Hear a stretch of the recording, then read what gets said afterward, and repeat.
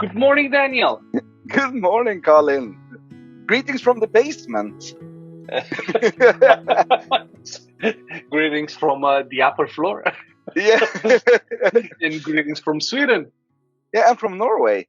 I have visitors now, so I had to run down to the basement on my spare laptop and my girlfriend's headset. So it's a Okay. different lighting here than usually, and the Okay. sound might differ a bit. But hey, it's the fine. flexibility of work, right? Yeah, nice to see you again. Same.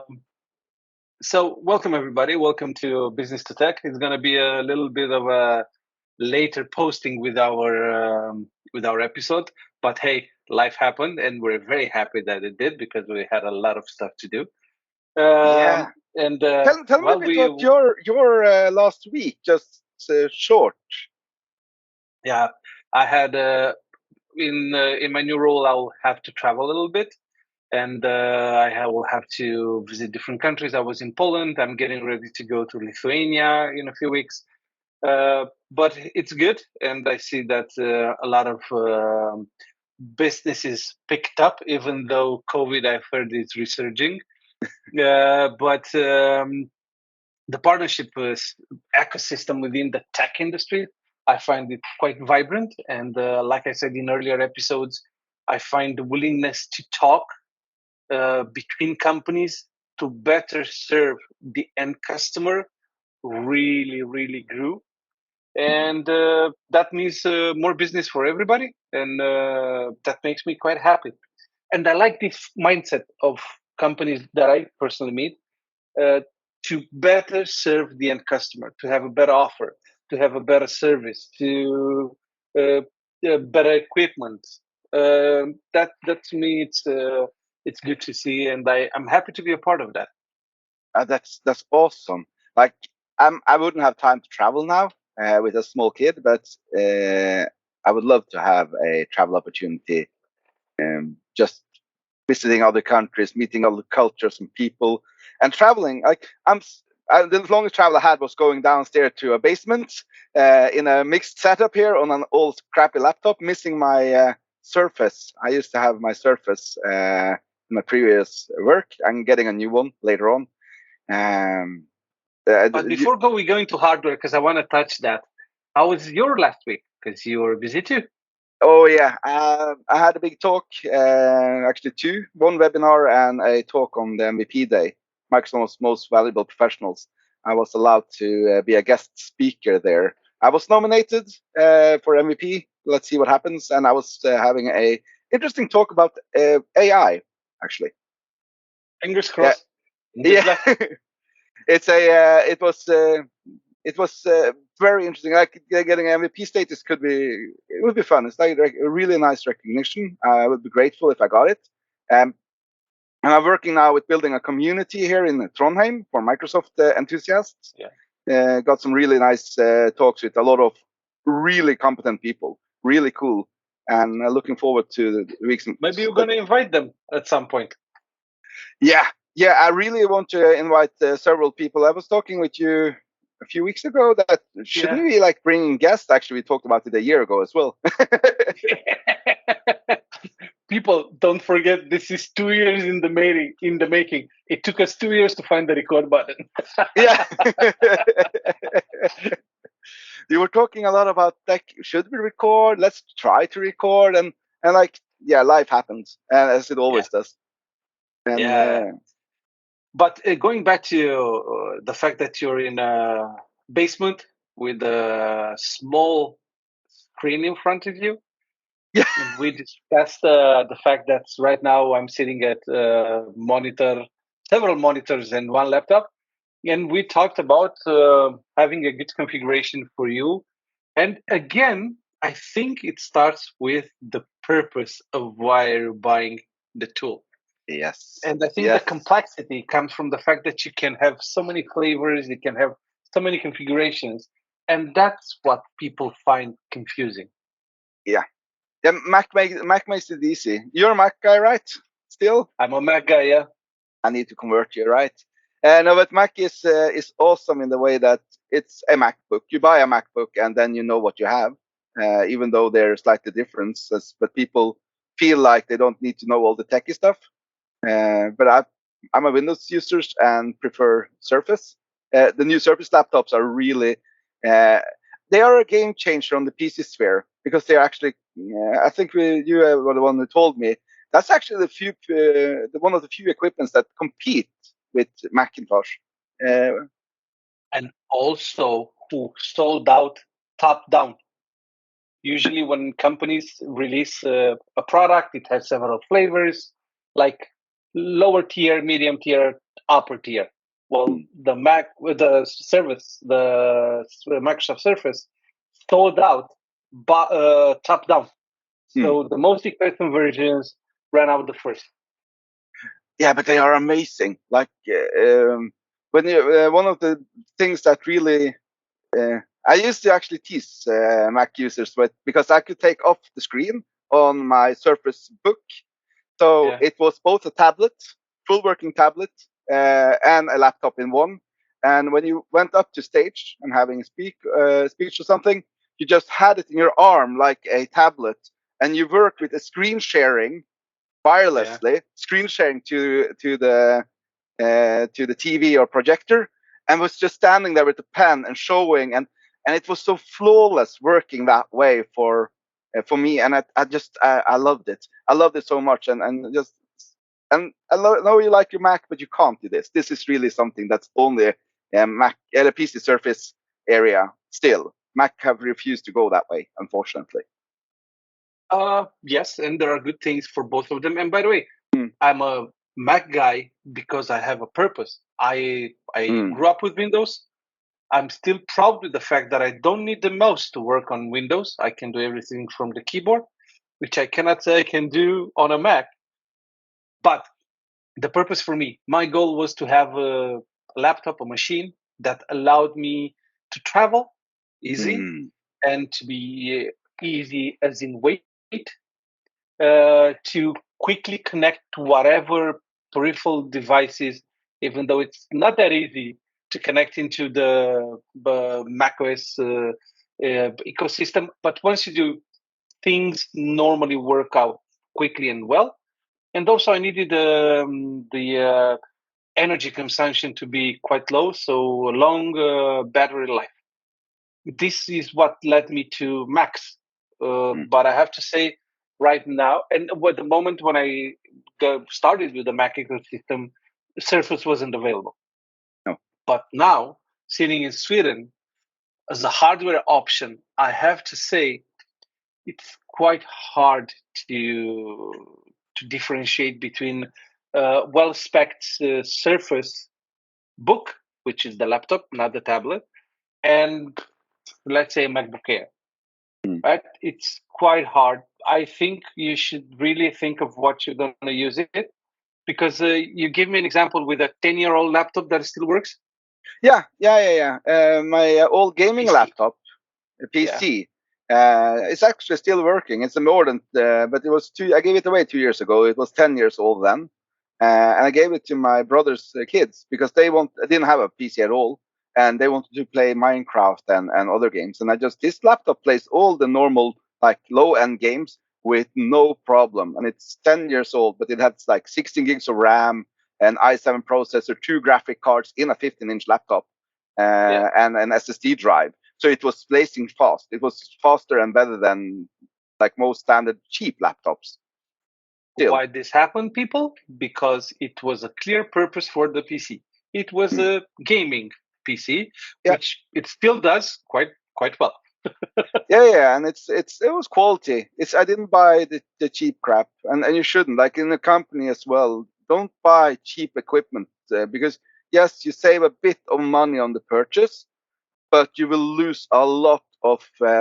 Actually, what we talked about should talk about today is velocity, uh, and you lose a velocity within the workspace because the thing is when you have bad equipment, people work slower, and it's really frustrating and it's annoying. So good equipment at work, it's key to get your workday just flowing as you want.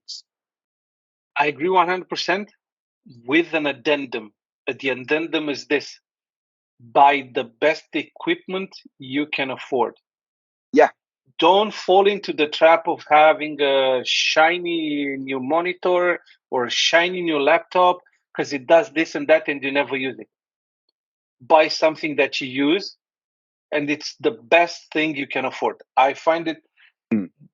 useful and goes hand in hand with velocity because just like with developing a product, a brand, a company, in 2023, with the information flow that we have, you really, really need to have speed, to have velocity. But also, you need to be mindful of your cost. You need to be financially sensible. So, yes, buy a 2,500 machine, whatever currency or whatever ecosystem you choose, US dollars, euros, Mac, PC, doesn't matter. But buy it if you can afford it and it serves a purpose. This is with a business mindset. Absolutely. Actually, I have an example. Like my previous job, they bought me the Surface Book, and because they asked me what computer I would prefer, and I said I would like to have one of the new Surface Books because I will be out with customers all the time. And I want to show them the new technology, so they can get a glimpse into a possible future. And they bought me a 1 terabyte, 32 gig, top of the line Surface Book 4. I think it's the 3,500 euro PC or something like that. And yeah, I was happy, but it was far above. I think they wanted to like grease me a bit in that one. But it was far above what I needed because as I wanted to use this as a primary tool when I was out consulting. They could have skipped at least €1,000 on the price, gave me a 16 gig. That's at the limit for me is 16 gig. You don't buy lower RAM than that. And I didn't need a terabyte hard drive. So a lower mid tier of the service book would suffice for me, more than enough. But this company had the resources, so it's okay. I didn't complain. But from a resource management perspective, know your tools and buy the best in within reason. Like, but don't buy the lowest budget end. That's all what I say. I meet a lot of people who have trouble because they bought one of the cheap ones on the supermart with Windows Home edition, and they want to connect it to Intune, and they want to like do all the business stuff on a end user laptop. And end user laptop and business laptops are different in many aspects, including operating systems. Yeah. So regarding hardware and regarding tools that you use in business, this chapter I think we should end with the following statement: buy the best tool that you can afford. Mm. Don't look at bells and whistles. Don't look at shiny stuff. Look at functionality. Look at how you're gonna use it. Software, it's a CRM or an intranet, PC or a Mac, whatever. Use its functionality, and look then in your pocket and your available finances and see what you can afford. Mm. And yeah, also remember that everything that is cheap usually has a has a has a reason for being that way. It has a high cost down the line, and it's kind of the thought of an investment. Invest in good stuff, quality with a purpose. Yeah. So after this long intro with hardware and stuff, let's jump in our topic for today, which is communication Yeah. and how we can use it within an intranet ecosystem. We told you that Daniel here is an expert within Microsoft and a trainer, certified Microsoft trainer within the Microsoft ecosystem, and we have our fingers crossed for his MVP qualification. You're gonna bring tech gravitas to this channel, my friend. It's just But those cool labels. yeah, but in this context of communication and internet management systems and informing inside the company, outside the company, I think we should continue with how we communicate. And cue in Daniel. Yeah. Well, the communication. One of the things we have discussed in several parts is the key of having intranets, right? But one thing is having platforms to share information. We already have several of them. The other thing is how we use them, because you with every tool you have, having a hammer doesn't. If only thing you have is hammer, everything you see is a nail. That will be a lot of screws hit into walls where they shouldn't be, and that's where we lose. And I go back to the thing with velocity, because you have been talking a lot about velocity in this context. And with velocity, you need to have a clear path and a strategy to go forward. Because what does give you velocity? That is that whenever you take your next step, you know where it should go. If you have to stop every time to decide your next step, then you're losing your velocity. So doing that, we need to know first of all, where should the information be. So internet, that's the core of our information, long-term communication in this case. But when we send links to get the velocity working, we have the core long-term place. Now we need to share them. So we need to send out information so people getting in the channels they are. We used to have mail as the primary communication. Actually, before that we had letters. Why mail are still a letter Memos. for the young ones. Um, and today I was talking to you earlier about the concept of time frame. So if someone sends me a mail, I expect to reply in 2 to 3 days. If I send a mail, I expect to reply in 2 to 3 days. I don't expect same day reply. That time is long past. If I need to have a quicker reply, I will send a chat message. And we use now social media, so I send chat message on LinkedIn, within Teams, of course, where I live, and also with other social media platforms if needed. Um, and it's the thing of knowing what to expect, because if you expect an answer quick from mail, for instance, and you don't get it, you lose velocity. You will speed down straight off. What do you think? I just had a small epiphany. So, yes, we started with sending memos, physical documents. You had to read them. You had an inbox and outbox, physical inbox and outbox. Then the tech came. Then Facebook was invented with this slogan of move fast and break things. That was the slogan. Yeah, that didn't serve us well at all. And I see now I'm sorry, we have facts to prove this. Um, and I see now that we are still looking for velocity, and I think it's part of human nature. But we look at velocity based on a framework, based on a time frame, based on information sharing. So yes, I want to move fast, and I want to grow my business, and I want to buy Surface books to all my employees. Okay, Or Max? how much money do how much Max? Yeah, how much money do I have? What can I buy? This is in the same sentence or in the same mindset versus when that company was invented was like move. Yeah, the standard is Rolls Royce is for everybody. Yeah, but I don't need a Rolls Royce. Yeah, you're gonna get one either way. So that meant a lot of money spent poorly. They could serve a better purpose. So to summarize my small epiphany, I I think we're witnessing in a business environment evolution. Mhm. So we started with this human trait of moving fast. I think we can all look in history and we see that things picked up speed, and the way we evolved, it's quite fast. So we have this in us as humanity. And we started in business world with papers, with physical documents. Now we evolved to emails, and now we still want to move fast. We still want to achieve light speed, but we also have like a framework of saying, okay, what can I afford?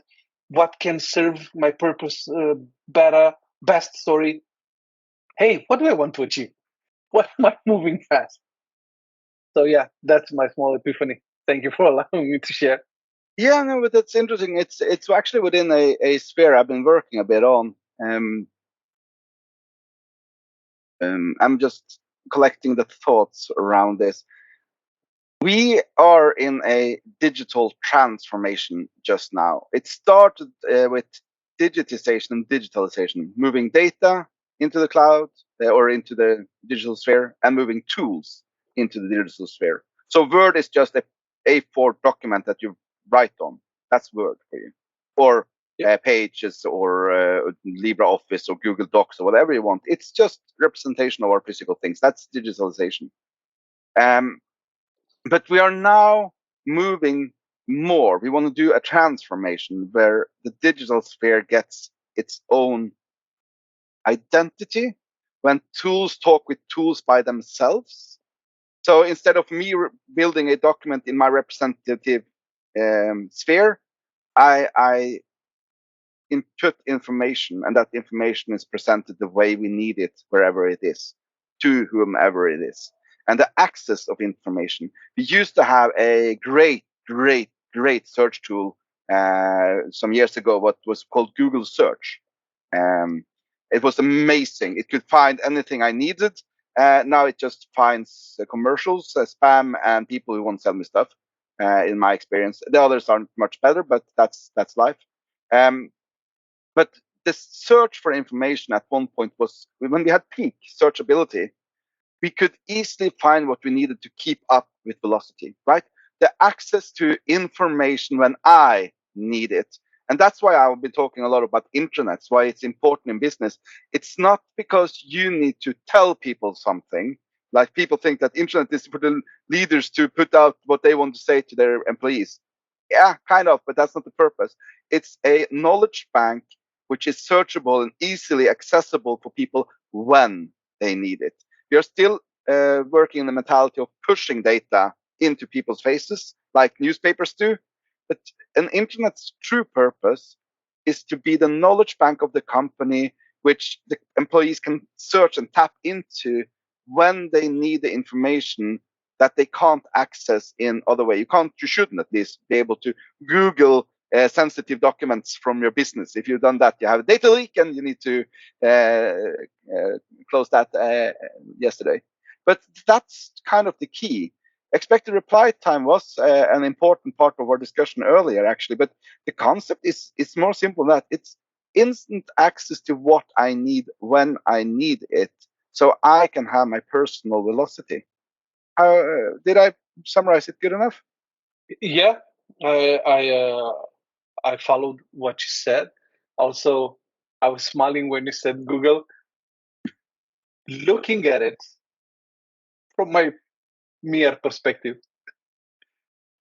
it's very clear that Google shifted its purpose. It started by being a search engine. Now its purpose is to serve ads, Mm. just like with any other social media environment. And I don't want to name them. So when you have this perspective, I don't know, and I don't have the expertise to know for sure if I'm right or wrong. But it's interesting from a human standpoint. My own my own perspective, that it feels like Google is its own purpose right now is to serve ads. Anyway, moving on. Uh, I agree that now having the tools, Google Docs, LibreOffice, Word Online, etc., it's so easy for you to collaborate, to do great work. I have to give Caesar its due. When Google Docs came in with the capability of you and me and two other guys from different continents to work together simultaneously in real time on the same document, like I mean, like that's true collaboration, digital collaboration, if you want to, right? So don't get me wrong. Things like this really improve communication, really improve information flow. What what it's interesting to see is that we learned that sharing information with other parties involved in our work, it's critical. Hence intranet, hence email, work docs, chat, WhatsApp signal, and text messages, or even phone call. Do, like, do you understand that like 10 years ago you should have called somebody or you had to call somebody? Now, if I want to reach somebody, I can go on social media. I can go on LinkedIn for professional stuff. I can email. I can send a DM. Let's not forget DMs. I can send a text message. I can make a phone call, or I can try a message app like Signal or WhatsApp or whatever else you might use. So it's like 7 options in front of us. Yeah. Yeah, and it's even more. That's actually did used to do a workshop that covers just that. It's a Teams focused workshop. Um, I think I would take that next time because we are running out of time for this one. But I think that is a good one for next time, and I'll do the little workshop together with you, and see if we hit the mark, because the concept is working around Teams, but the thought around it is system agnostic. It's about choosing the right tools for your communication. So I think that would be really important. I know we have one core point on our agenda that I would like to bring in, and because that's a nice way to round off today, and that's the concept of feedback loops. Um, the thing is that when you do things like an intranet or have communication, good feedback loop. So information is not one way flow. No matter what, if it's a static information, you still need a feedback loop. You need to get feedback to improve the material, and we need that too. So we share this on LinkedIn, and I really hope that people will that have the time to come in and look at it would also take the time to come in and comment just on what we had that was good, what is bad, how we could improve. Because if what we do made you watch us and you found some of it interesting, but it was not entirely in your interest field, if we learn to know this, we can improve the content to reach you even better. And we have a lot to tell and a lot of episodes to make, and we can cover Yeah. so many bases within our collected knowledge sphere. And we'll be bringing guests most likely, and Yeah. guests with special interest and special competences that we lack. In the next year, Daniel had a brilliant idea, and we hope we're gonna achieve it and we can make it happen. So before we summarize our today episode, I want to say that you literally read my mind. I know we have a document that we prepared before our recording, but it was very free form, free flow this episode, and I'm so happy you literally went exactly what I was thinking. Feedback loops, please don't look at them only for internal stuff, but also for external. So make sure your customers, your partners have the ability to share feedback with you. And once you get it, please think on what is happening once it's in. So if somebody internal or external fills in a feedback form and presses send, what happens next? Where does it go? Who's responsible for it? How do we process it? Some feedback you just need to discard it because they missed the brand or something like that. It's quite obvious. But some it's very hard to look at it and say, we can improve here. So also plan what happens when the feedback reaches you. Now, to summarize today, I think my main topic is going to be the hardware part in the beginning, and I'm going to leave the communication to you. So the main topic regarding hardware is buy the best you can afford and look at the purpose it serves. That's my 2 cents regarding this.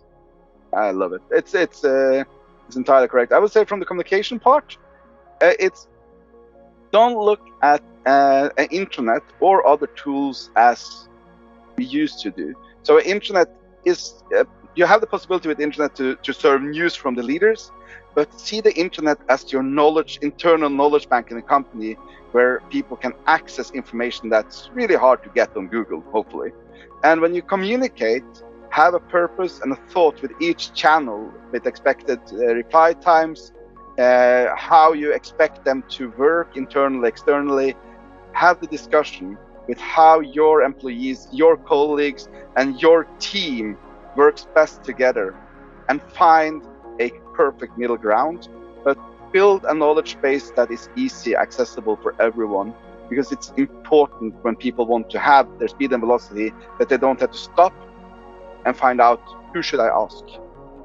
That kills the efficiency in your group and in your team. Cool. Lovely to see you again, buddy. The same. Looking forward to next time. Yeah, and see you again soon. Yeah. Bye, everybody. Bye-bye.